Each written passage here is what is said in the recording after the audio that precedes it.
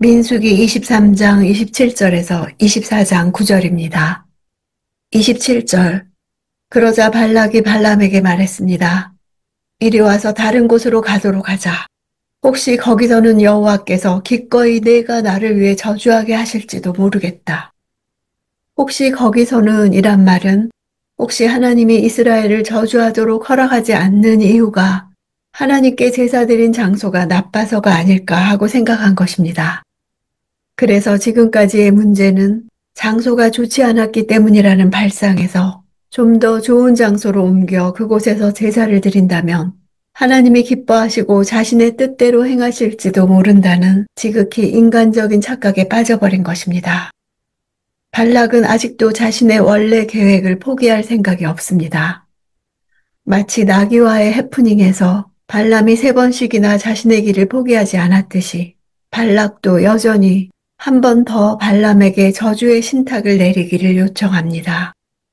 발락은 하나님의 준엄한 경고 때문에 마음대로 아무것도 할 수 없는 발람을 3번이나 이리저리 끌고 다니면서 이스라엘을 저주할 것을 강요하고 있는 것입니다. 28절.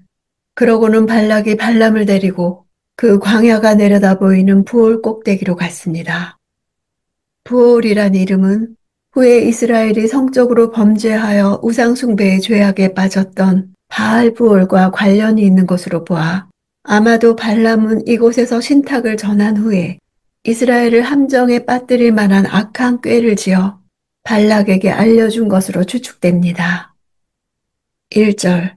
발람은 자기가 이스라엘을 축복하는 것을 여호와께서 좋게 여기시는 것을 보고 전처럼 주술에 의존하지 않고 그의 얼굴을 광야 쪽으로 돌렸습니다. 주술은 점술이나 마술을 통해 나타난 징조를 뜻합니다. 주술에 대한 성경의 입장은 매우 단호합니다. 성경은 모든 경우에 있어서 주술을 불법적인 것으로 규정합니다. 왜냐하면 이것은 곧 하나님이 인정하지 않는 계시의 방법이기 때문입니다.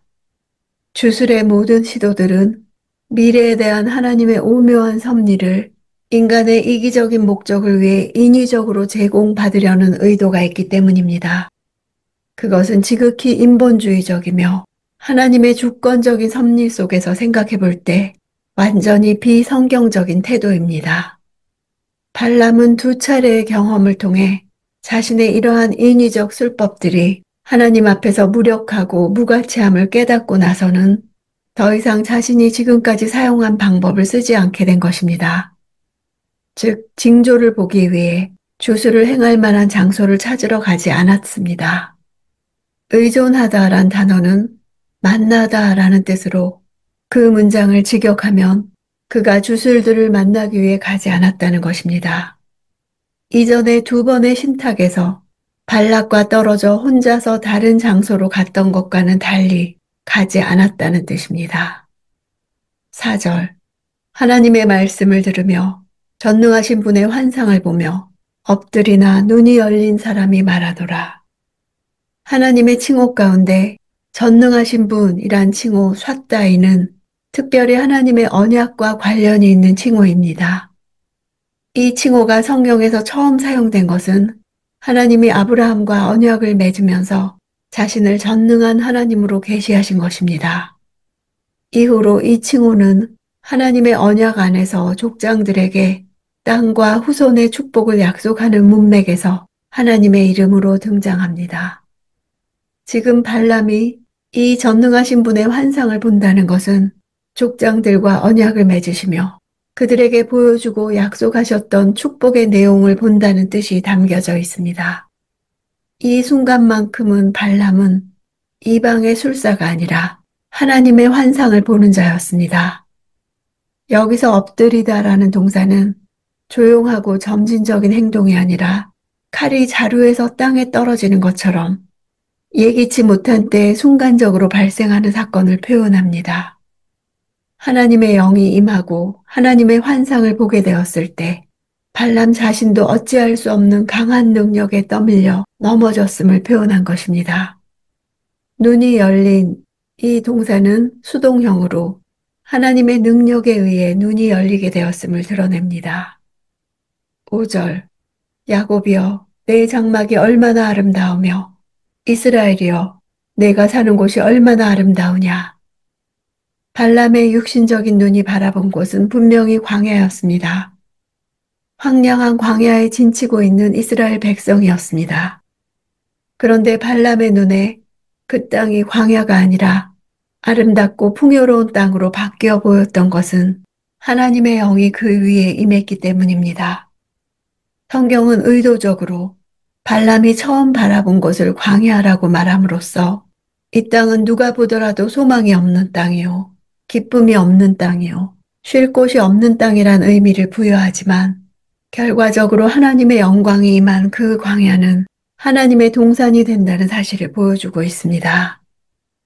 6절 마치 펼쳐진 골짜기 같고 강가의 정원 같으며 여호와께서 심으신 알로에 같고 물가의 백향목 같구나. 펼쳐진 골짜기란 시내가 흘러 여러 갈래를 이루는 것처럼 이스라엘이 풍성하게 될 것을 보여줍니다. 정원은 자연적으로 내버려둔 동산을 의미하는 것이 아니라 울타리나 벽으로 보호를 받고 있는 동산을 말합니다. 이런 곳은 자주 물을 대서 마르지 않게 해 풍요로운 곳입니다. 알로에로 번역된 식물은 동인도 제도와 베트남 남부 또 몰루카 제도 등에서 자라는 다년생 나무입니다. 이는 의복이나 기물의 향기가 스며들게 하고 이를 태울 때 진한 향기가 나므로 고대부터 가장 귀한 목재로 여겨졌습니다. 실제 식물 생태학적으로 볼 때 알로에는 팔레스타인 지역에서는 자라날 수 없다고 합니다. 여기서는 이 나무들이 자라날 수 없는 현실적인 조건이 아니라 하나님이 이처럼 귀중한 나무들을 가장 아름다운 동산에 심으셨다는 이스라엘의 영광을 보여주는 것입니다. 백향목 또한 실제로는 강가에서 자라나지 않는 나무이지만 이 모든 것은 발람의 환상 속에 나타난 전경으로서 하나님이 만드실 가장 좋은 정원의 모습을 그리고 있어 이스라엘의 번영을 나타내고 있습니다. 7절 그 가지로부터는 물이 흘러넘치고 그 씨들은 많은 물 가운데 있다.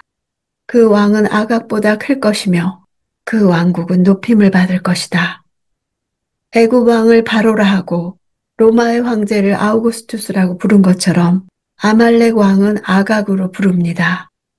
역사적으로 볼 때 이스라엘의 초대 왕인 사울이 아말렉 왕 아각을 물리치기는 했으나 그것은 극히 부분적인 승리였습니다. 아말렉은 다윗 시대와 히스기야 시대에까지 존속했기 때문입니다. 9절 그들이 숫사자와 암사자처럼 웅크리며 엎드리니 누가 감히 그들을 깨우랴. 너희를 축복하는 사람들은 복을 받고 너희를 저주하는 사람들은 저주를 받게 될 것이다.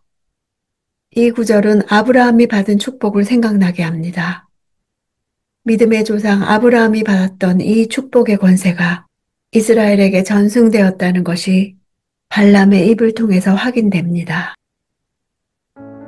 발람의 말은 이스라엘이 약속의 땅에서 복을 누리고 있는 모습을 미리 묘사하고 있습니다. 약속의 복이 꼭 성취될 것임을 다시 한번 확인시켜 준 것입니다. 세상적인 눈으로 볼 때 그리스도인의 삶이란 광야와 같이 빈곤하고 초라할 수 있습니다. 그러나 영적인 눈으로 볼 때 하나님의 인도하심을 받는 자들의 인생은 이 세상의 기준으로는 비교될 수 없는 영광스러운 삶입니다.